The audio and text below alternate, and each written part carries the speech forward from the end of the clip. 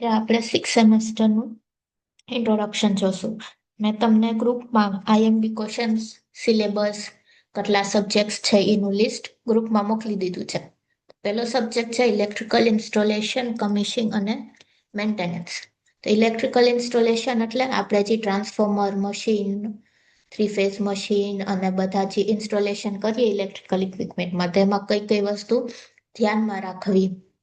પછી એનું કમિશનિંગ એટલે કોઈ પણ લેબમાં એને ઇન્સ્ટોલ કરવાનું હોય તેમાં કમિશનિંગ જે આવતી હોય વસ્તુ કે કેટલું બેઝ રાખવું, શું રાખવું, કેવી રીતે બનાવવું એ જોવાનું. અને પછી છે મેન્ટેનન્સ, તો ઇલેક્ટ્રિકલ ઇક્વિપમેન્ટનું મેન્ટેનન્સ કેમ કરવું એના માટે આ સબ્જેક્ટ છે જેનું નામ છે ઇલેક્ટ્રિકલ ઇન્સ્ટોલેશન, કમિશનિંગ અને મેન્ટેનન્સ. ટોટલ 3 લેક્ચર અને 2 પ્રેક્ટિકલ હશે. હવે જોઈએ કે એમાં ટોટલ 5 ચેપ્ટર્સ છે. પહેલું ચેપ્ટર છે કે ઇન્સ્ટોલેશન ઓફ ઇલેક્ટ્રિકલ ઇક્વિપમેન્ટ. તો એમાં શું જોવાનું છે કે અપલોડિંગ કેવી રીતે કરવું, કોઈ ઇલેક્ટ્રિકલ ઇક્વિપમેન્ટ સાઇટમાં હોય તો એનું ઇન્સ્પેક્શન કરવાનું, સ્ટોરેજ કેવી રીતે કરવાનું, એનું ફાઉન્ડેશન કેટલું રાખવાનું, મશીન આપણે ઇન્સ્ટોલ કરીએ તો એના માટે જે ફાઉન્ડેશન હોય એ કેવું. આ બધું આપણે કેમાં જોશું તો કે ફર્સ્ટ ચેપ્ટરમાં કે કોઈ પણ ઇલેક્ટ્રિકલ ઇક્વિપમેન્ટ હોય તો એને ઇન્સ્ટોલ કરવા માટે કઈ કઈ વસ્તુ આપણે ધ્યાનમાં રાખવાની. પછી બીજું છે કમિશનિંગ અને ટેસ્ટિંગ. તો કોઈ પણ ઇલેક્ટ્રિકલ ઇક્વિપમેન્ટને બનાવવા પહેલા એની બધી ટેસ્ટ કરવાની હોય કે કોઈ પણ કંપનીમાં લઈ જવા પહેલા એને બધા ટેસ્ટ નક્કી કરવાના હોય, જે પણ કંપનીમાંથી કે ગમે ત્યાંથી અહીંયા લઈ જતા હોય એના માટે. તો એના માટે એક સેકન્ડ ચેપ્ટર છે તો કે કયું કમિશનિંગ અને ટેસ્ટિંગ. તો એમાં કેના કેના ટેસ્ટ આવશે તો કે ટ્રાન્સફોર્મરનું, મોટરનું, અલ્ટરનેટર, સિંક્રોનસ મોટર, આ બધાના ટેસ્ટ અને એનું કમિશનિંગ કેવી રીતે જોડવું એ કરવા માટે આપણે સેકન્ડ ચેપ્ટર છે કમિશનિંગ અને ટેસ્ટિંગ. ત્રીજું ચેપ્ટર છે મેન્ટેનન્સ.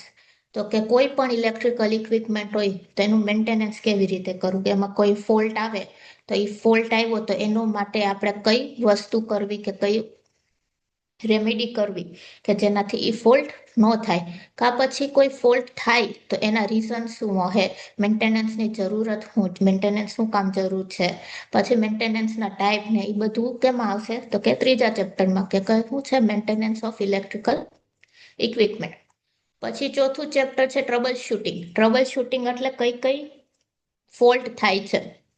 જેમ કે ફેન હોય તો ફેનમાં કયા કયા ફોલ્ટ આવે છે, ટ્યુબલાઇટ હોય, મશીન હોય, સિંક્રો ઇન્ડક્શન મોટર હોય, ટ્રાન્સફોર્મર, તો એમાં કયા કયા ટ્રબલ શૂટ, કયા કયા ફોલ્ટ આવવાના ચાન્સીસ છે. એના માટે કયું ચેપ્ટર તો કે trouble shooting of electrical equipment.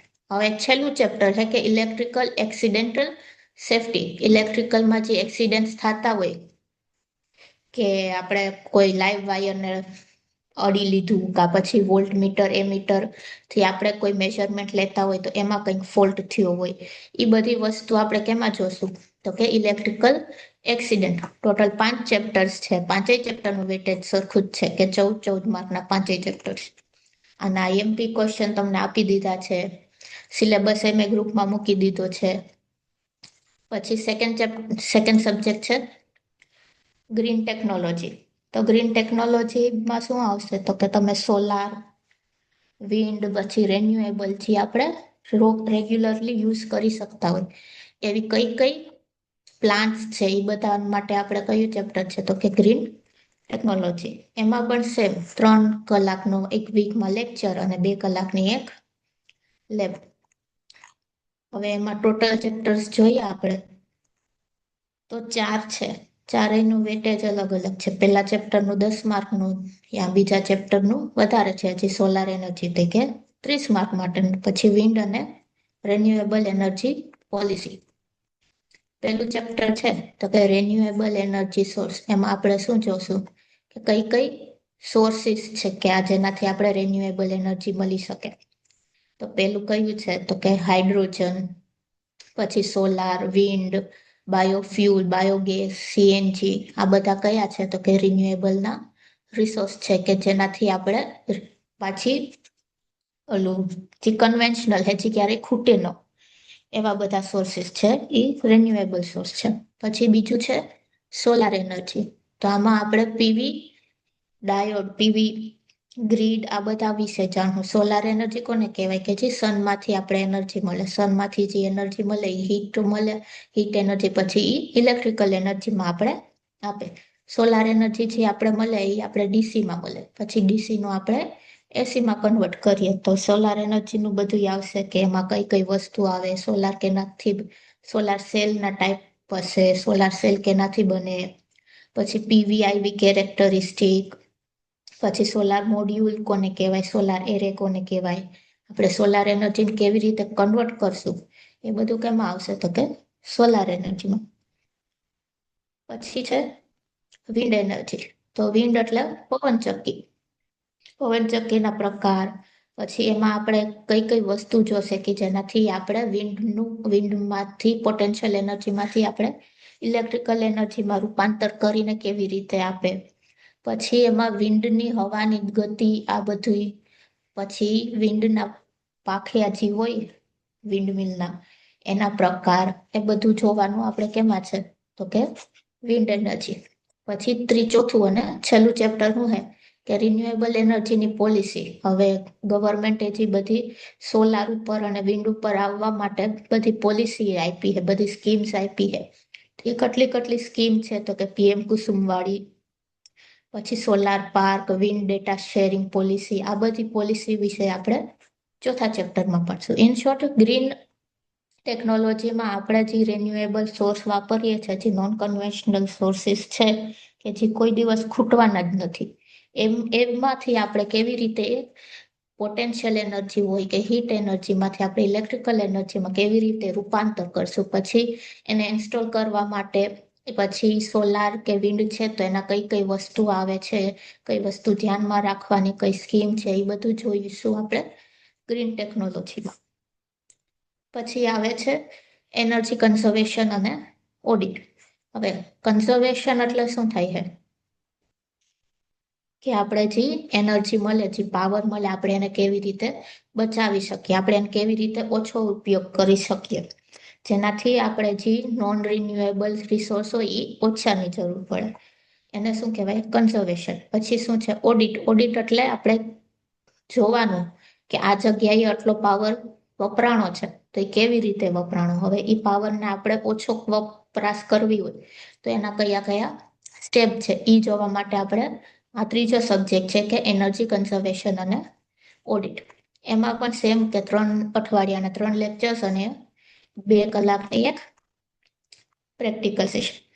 હવે આમાં ટોટલ 5 ચેપ્ટર્સ છે. પહેલું છે એલિમેન્ટ ઓફ એનર્જી કન્ઝર્વેશન, જે ટોટલ 10 માર્કનું પૂછાય.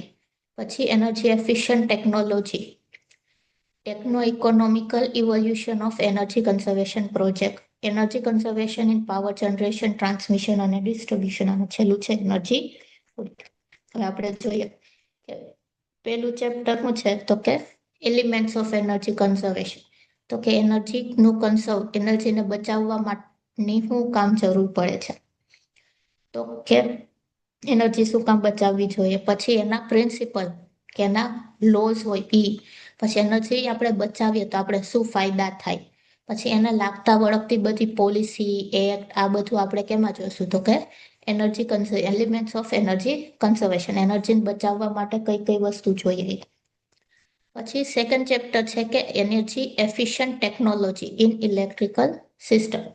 તો કે એવી કઈ વસ્તુ એનર્જી એફિશિયન્ટ એટલે અમુક આપણે 5 સ્ટાર રેટિંગ વાળા ફ્રીજ લઈએ કે એમાં તેમાં શું હોય કે એનર્જીનો બચાવ થતો હોય, તો એવી કઈ કઈ વસ્તુ આપણે રાખી શકીએ કે જેના લીધે ઇલેક્ટ્રિકલ સિસ્ટમમાં એનર્જી ઓછી વપરાય, જેનો વપરાશ ઓછામાં ઓછો થાય.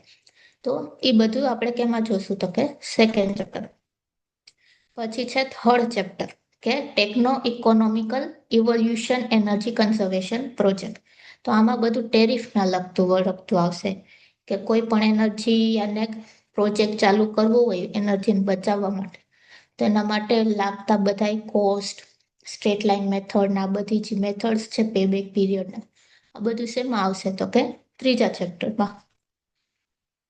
પછી ચોથો ચેપ્ટર શું છે કે energy conservation in power generation transmission અને ડિસ્ટ્રીબ્યુશન. એટલે ઈપીજીમાં આપણે કેવી રીતે એનર્જીને બચાવી શકીએ. આપણે પાવર જનરેટ કરીએ તો કઈ કઈ વસ્તુ આપણે કરવાની જેનાથી એનર્જીનો બચાવ થાય. પછી ટ્રાન્સમિશન કરવા ટાઈમે કઈ વસ્તુ ધ્યાનમાં રાખવી અને ડિસ્ટ્રીબ્યુશન કરવા ટાઈમે આપણે કઈ વસ્તુ ધ્યાનમાં રાખવી. એ બધું આપણે શેમાં જોશું તો કે ચોથા ચેપ્ટરમાં એનર્જી કન્ઝર્વેશન.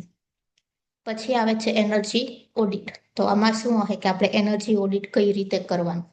કોઈ પણ કંપની, કોઈ પણ ઇન્ડસ્ટ્રી, ફેક્ટરી આમાં જવા માટે એક પર્સન હોય છે જેને કામ આપ્યું હોય એનર્જી ઓડિટ કરવાનું. એ બધું ચેક કરશે કે આ મશીન છે તો આ કેટલા વર્ષ જૂની છે, એમાં કેટલો પાવર લે છે, હવે આને ઓછું કરવા માટે શું વસ્તુ કરશું તો કે પાવર ઓછું લેશે. એને શું કહેવાય? એનર્જી ઓડિટ કર્યું કહેવાય. ને હજુ એક સબ્જેક્ટ છે માઇક્રો પ્રોસેસર અને માઇક્રો કંટ્રોલર. તો એમાં શું બધું ચીપ વિશે આવશે કે માઇક્રો પ્રોસેસર કોને કહેવાય, કંટ્રોલરની જરૂર આપણે ક્યાં પડે, આ બધું એ સબ્જેક્ટમાં. ટોટલ 4 સબ્જેક્ટ છે. અને પાંચમું તો કે તમારો જે પ્રોજેક્ટ આવતો ઈ